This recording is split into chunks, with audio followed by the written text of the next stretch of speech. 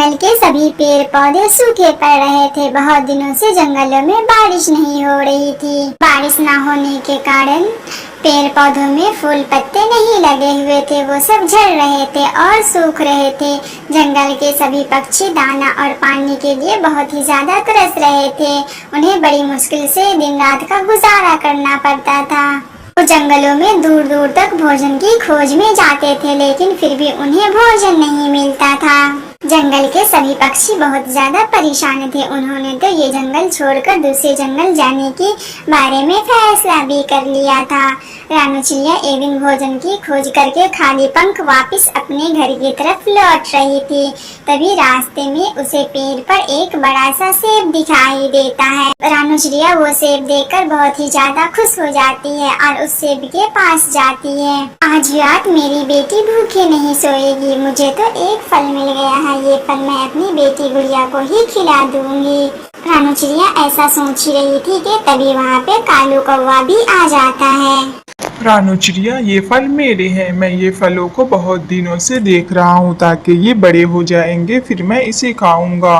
तुम ये फल नहीं ले सकती हो, ये फल तो मेरा है। कालू भैया, आप इतना झूठ क्यों बोल रहे हैं? ये फल मुझे रास्ते में आते हुए दिखाई दिया है। आपसे पहले मैंने इस फल को देखा है, इसीलिए ये फल मैं ही लूंगी। मेरा नाम कालू कौवा है। मुझसे जंगल के सारे पक्षी डरते हैं। अगर तुमने हमारे साथ जबरदस्ती की तो फिर हम तुम्हें मारकर पेड़ से नीचे फेंक देंगे।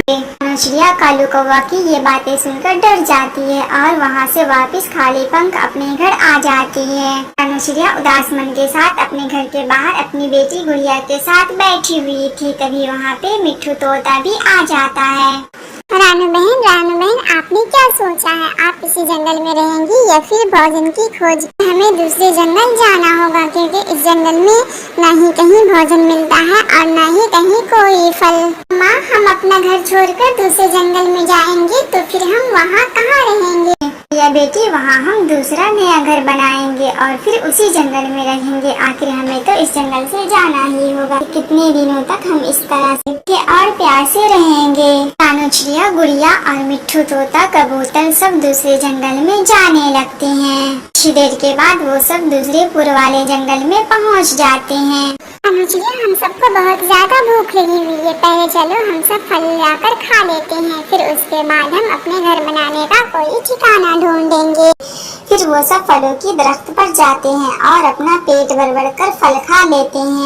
तोते और कबूतर, ये जगह हमारे घर बनाने के लिए सही है, क्योंकि अगर आंधी और तूफान भी आया तो इस पेड़ की शाख से हमारे घर को कोई नुकसान नहीं पहुंचेगा और हवा की झोंकों से भी ये बचाए रखेगा। हमें लगता है यहाँ पे हमारा घर बनाना बहुत ही ज्यादा सुरक्षित रहेगा। फिर वे सब अपने अपने घर बनाने में लग जाते हैं। रानू चिड़िया और गुड़िया दोनों माँ बेटी मिलकर अपना घर बनाती है। उधर मिट्ठू तोता और कबूतर, वे दोनों भी अपना घर बनाते हैं। एक दिन के बाद सबके घर तैयार हो जाते हैं और सब हंसी खुशी उसी घर में रहने लगते हैं।